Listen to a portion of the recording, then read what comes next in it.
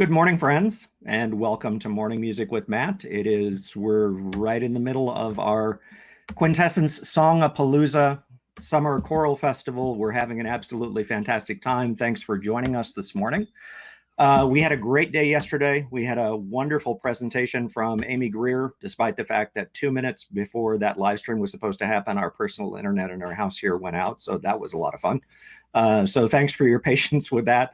And that, like all the other virtual content this week, is available to view using the same link for about a month. So if you didn't get a chance to see it yesterday, I highly recommend it.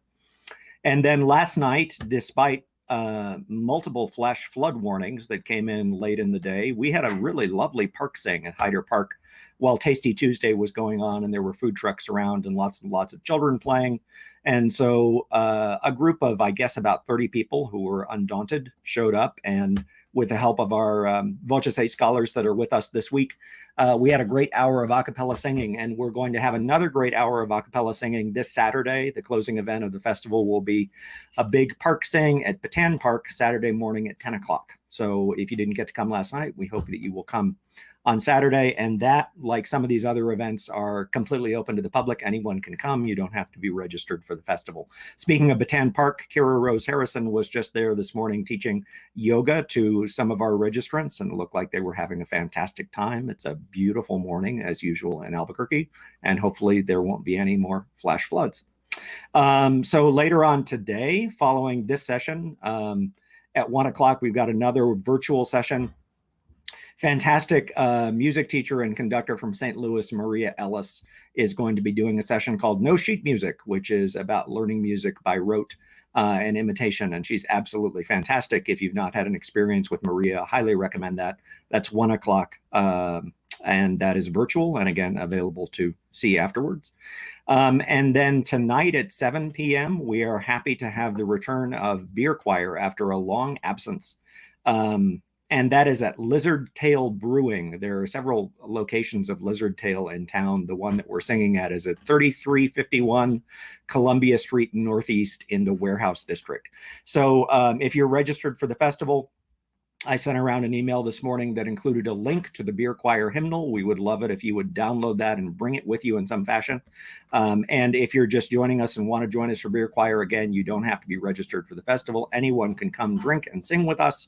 And Lizard Tail also sells food, by the way. So I'll be sending a more general email this afternoon with a link to the Beer Choir hymnal. And we hope that you will join us, because that's going to be a great, great return. And then just looking ahead to tomorrow, we have another session of Morning Music with Matt. I'm going to be joined by my friend Taylor Davis, composer, who's coming in from Texas for the sing-through of his Magnificat tomorrow night at St. John's United Methodist Church. And if you are registered for that, like the other sing-through events, we will spend some time rehearsing. And actually, because this piece is the least familiar, I think, of the three that we are doing this week, I decided on a little bit earlier call than had been advertised. So if you're singing the Taylor Davis Magnificat, please, if you can, come at 6:30 to the sanctuary, get seated. That'll allow us to have a little bit more relaxed rehearsal. And then after about an hour and 15 minutes of rehearsal or so, we'll take a break. We'll invite in this fantastic chamber orchestra that's been hired for the event. And then we'll sing through the piece along with that orchestra and soprano soloist Mary Ruth Lown. So great stuff today, great stuff tomorrow. We hope that you will continue to participate. I've been looking forward to this morning for a long time, because what we're about this morning is to show a special premiere of a project that Quintessence has been involved in for the last few months. And this is a piece that was commissioned by a local composer and Quintessence member, tenor, fantastic tenor, David McGuire. And he's here with me this morning to talk about it and to unveil this new piece of work. Welcome, David. Good morning, Matt. How are you? I am up and around, and I'm working on my second cup of coffee, so it's all good. Yeah, fantastic. Yeah. And you are here in Albuquerque, just so folks know. Yes. And I mentioned that you are a singer in Quintessence and a composer, and that's why you're here this morning. What's been your background? I know that you had a kind of day job career that you retired from, but you have always been a musician and a composer. What was the trajectory of that for you? So I don't remember not singing. My parents were both music teachers. We were always singing. It was like, okay, we're going to stand up and sing again, or we're singing in the car on the way somewhere else. So it was always there. I I was a good enough oboe player to be first chair oboe in the Texas All-State Band at one point in my life. That's in the rearview mirror. Uh, I did get my bachelor's in theory and composition from University of North Texas, and I sang with the Desert Chorale in the 90s, and since I retired from a life in IT, I've been studying again with the wonderful composers at UNM, here at UNM. They've got a great composition department, very strong instructors, and it's a great way to stay connected with the community and have your sort of accountability buddies say, okay, what have you done this week? You know. Have you always mostly written for voices? More voice than anything else. I've got a brass quintet out there somewhere, string quartet, some other things like that. But yes, mostly voices. Mostly voices. When it comes down to it, I sing. So. Right. So tell us about this particular project that we're about to premiere. When did the idea first come and how did it develop? And tell us about it. So the real start of it was that horrible day in May when we learned that we couldn't sing together, and just thought, oh my gosh, what am I going to do? I've sung with people all my life. How do you make this work? So I decided that was a creative challenge. How do you have singers sing together that can't be close to each other, that have to be 15 or 20 feet apart? And so as I thought about that more, I thought, well, this has to be a well-ventilated space. It has to be really big because you've got to have room for all those singers and ideally an audience. And it has to be resonant so singers can hear each other without standing next to each other. So as so often I do, I just start by singing, just improvising on kind of the misery that we were in as singers, and thinking about that, and then thinking eventually about the trajectory out, knowing that would come at some point, which thankfully it is happening. And I thought about a number of venues, actually. I was thinking about our church here, St. Michael's, and we may still do it in that place at some point, but I don't actually remember when the idea for the Quarai Mission ruins came, but it's a beautiful place. If those of you in the area haven't been there, Salinas Missions, it's a 17th century set of ruins, and the one at Quarai is a magical place, and it's a great performance venue. The local group De Profundis, David Poole's group, has sung there for many years. It has the advantages of having a stone floor and stone wall, so great acoustics. It has the advantage of being large enough for a bunch of singers and an audience, so size. And it has no roof and no windows and no door, so it has great ventilation. So I just thought, here we go. How do we make this work? It took a while to make that work, but it came together, and I'm so happy it did. Tell us about the text that you chose for this. Yeah. I always do a lot of looking for texts. I read a lot because most texts they're great poetry, but they don't sing to me, and they have to sing. But I look through many. I've got shelves of poetry, but in this case, it was Google that was my friend, as often is the case. I forget what theme I was searching for, but I ran across James Baldwin's what people think of as a poem, what people have referred to as a poem. It's actually the last paragraph or so of a book-length essay he did in the 60s with photographs by Richard Avedon, no less. They went to high school together. And it's quite wonderful.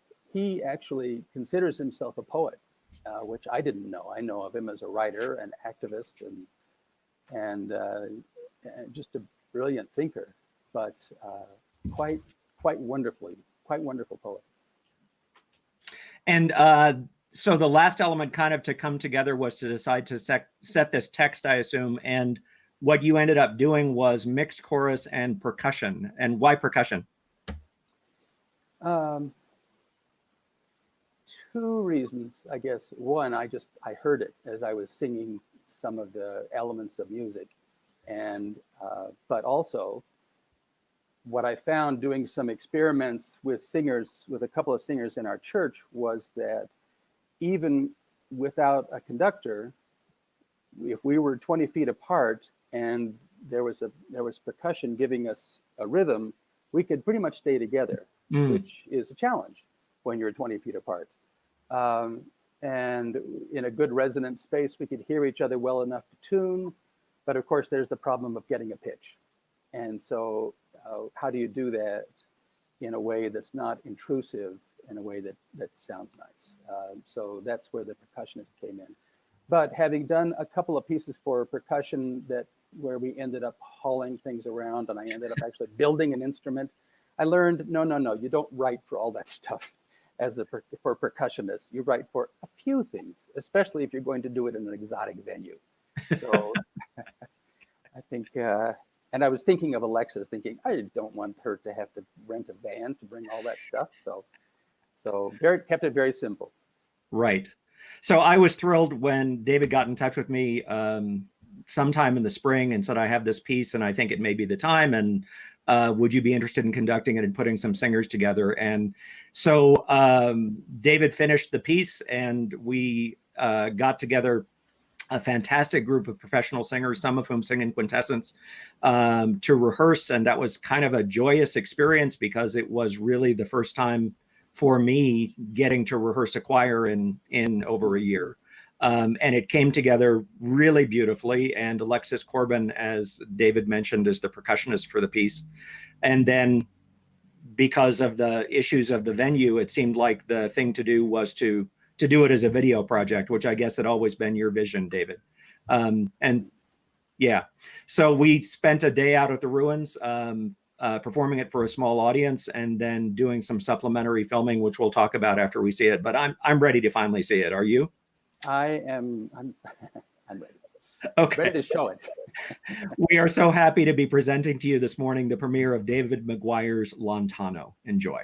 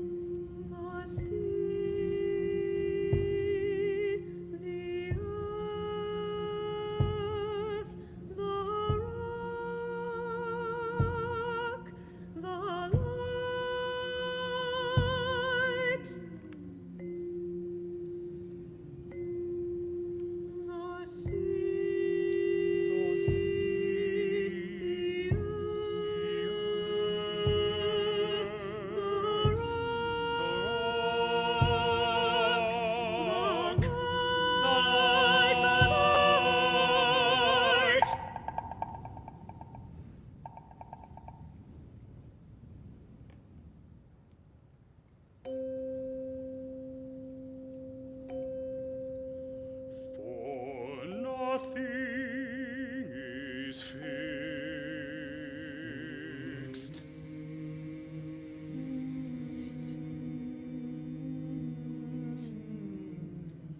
For nothing is fixed forever.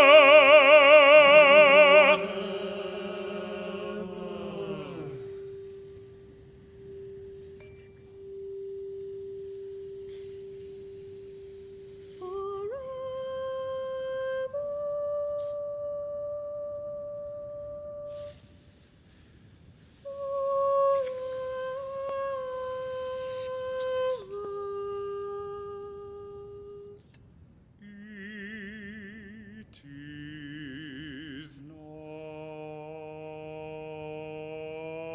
fixed.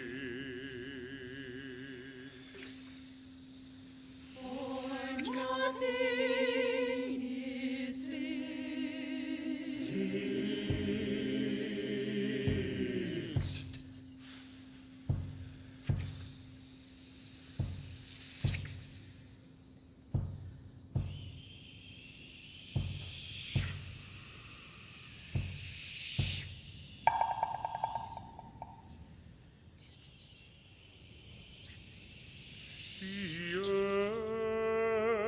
earth is always shifting.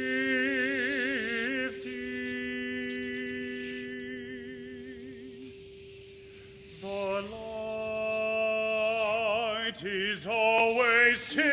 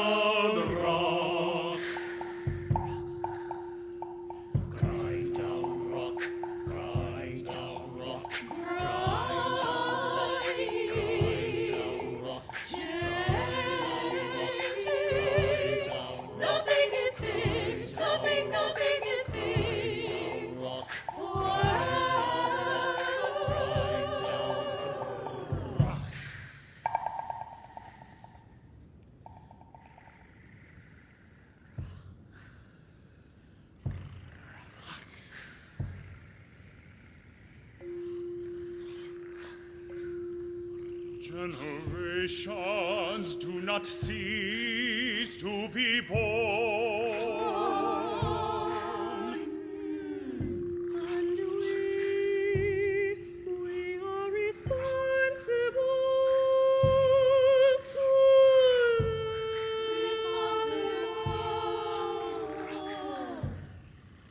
because we are the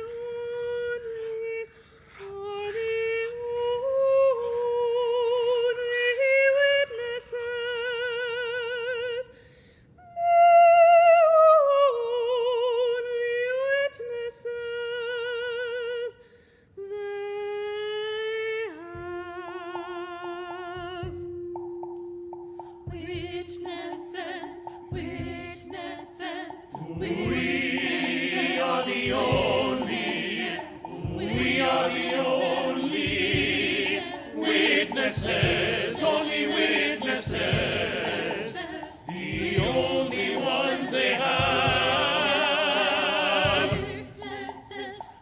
We are the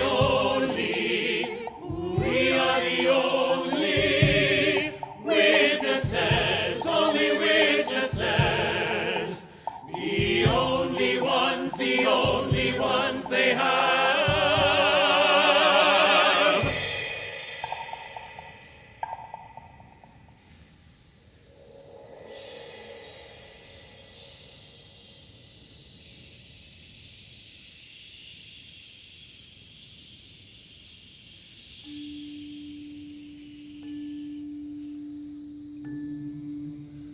The sea rises,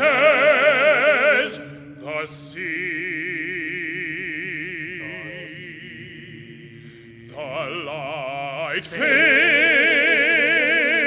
the light. Lovers cling to each other, and children cling to us. Sea rises, sea rises, The sea rises, rises, the sea rises, the light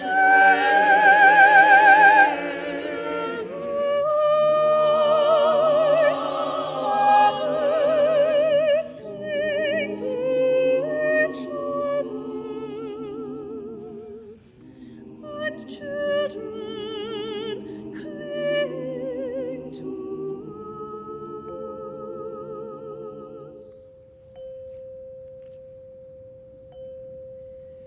The moment we cease to hold each other, to hold each other.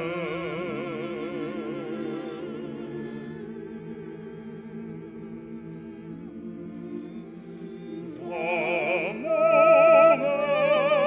we break faith with one another, break faith with one another.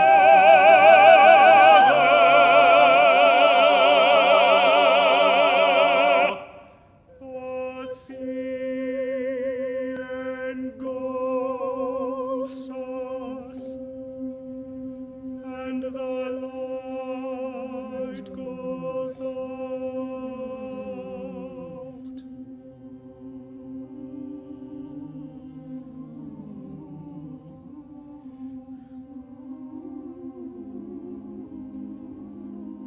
The sea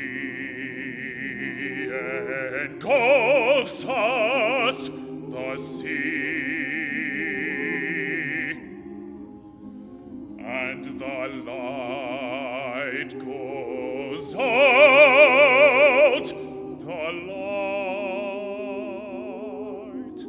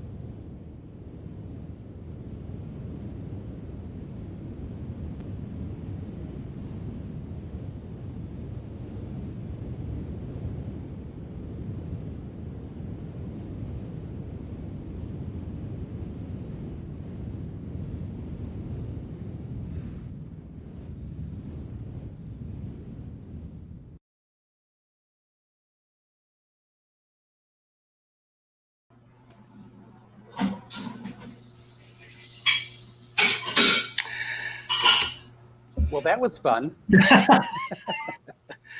That was so marvelous to see. I mean, the video editing is just really, really fantastic, as is the sound, I think. Yes. I really have to thank Steve Elkins for his video work and Andres Martinez for doing a fabulous job of recording that. It was a challenge. Well, as you might have noticed, it was a windy day out there at Corby, and this was in late May, and that was kind of always your worry, David, wasn't it? Because we had to be out there at a certain time of day, late in the afternoon, which is when it was apt to be especially windy, and indeed on that Saturday it was insanely windy, and so you could see that the hair of the singers and the clothing of the conductor and everything, but it came off really, really well. Yes. In fact, we were worried that day because there was a forecast of rain, and the rain clouds were just all around us, and we knew if it started to rain, that was it. We would have to reschedule, which would be.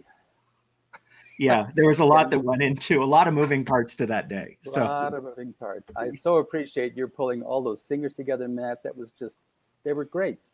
Jennifer Paris, oh, wow, how wonderful. And Jonathan did a great job as baritone soloist. And of course, Alexis. And there were a lot of moving parts.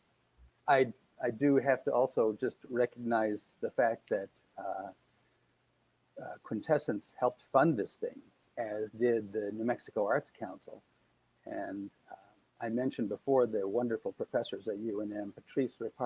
Professor Rapar was very instrumental in making this work, and I really appreciate her support in making this happen. Well, it was a joyful experience, and I'm enormously proud that Quintessence was a part of it. So bravo. I just think it's a fantastic piece, David, and what a great thing to do coming out of the awfulness of the last year. So thank you for that. I want to mention that the video, I mean, now is out to the world, and we'll be posting it as its own link. And so that you can just go back and enjoy the video anytime you want. That'll be on the Quintessence YouTube page, I think, fairly quickly, probably even today. So be looking for that so that you can share and share and share. And I know we have a lot of the singers who were involved in the project watching it this morning. And so I think everybody's very, very proud of it. Before we go this morning, we are going to do another giveaway. And this is a beautiful Quintessence coffee mug. Now, yesterday was a little difficult. I think maybe the trivia question that I chose was a little challenging. So I tried to make this morning fairly easy, especially for Albuquerque people. So the first person to answer this question in the chat will receive a fantastic Quintessence coffee mug. Our percussionist in that project was Alexis Corbin, and Alexis is known to many of us not only as a fantastic musician around town, but she's also an on-air personality and assistant program director at a local radio station. What radio station is Alexis Corbin, an on-air morning personality and assistant program director? First person in the chat wins a beautiful coffee mug. This is so much easier than yesterday, Albuquerque people. So, oh, there we go. Boom, boom, boom, boom, boom. And it looks like the first correct response is Carla Beecham. Sorry, Susan Peck. Carla Beecham, KHFM Classical. Carla Beecham, it looks like, was the first correct answer. So Carla Beecham wins a coffee mug. And so congratulations, Carla. Thank you, everyone else, for playing. We'll have another fantastic giveaway tomorrow. David, I want to thank you so much for joining me this morning. And as I said, I'm tremendously proud of this project and so happy that it's been released to the world. So thanks for joining us, and we'll see you again soon. Thank you, Matt. Thank you for making it happen. And ladies and gentlemen, 1 o'clock today, our next session from Maria Ellis, No Sheet Music. We hope you'll be here for that. And then tonight, we'll hope to see you out for Beer Choir, 7 o'clock at Lizard Tail Brewing on Columbia. Thanks for joining us. We'll see you again tomorrow.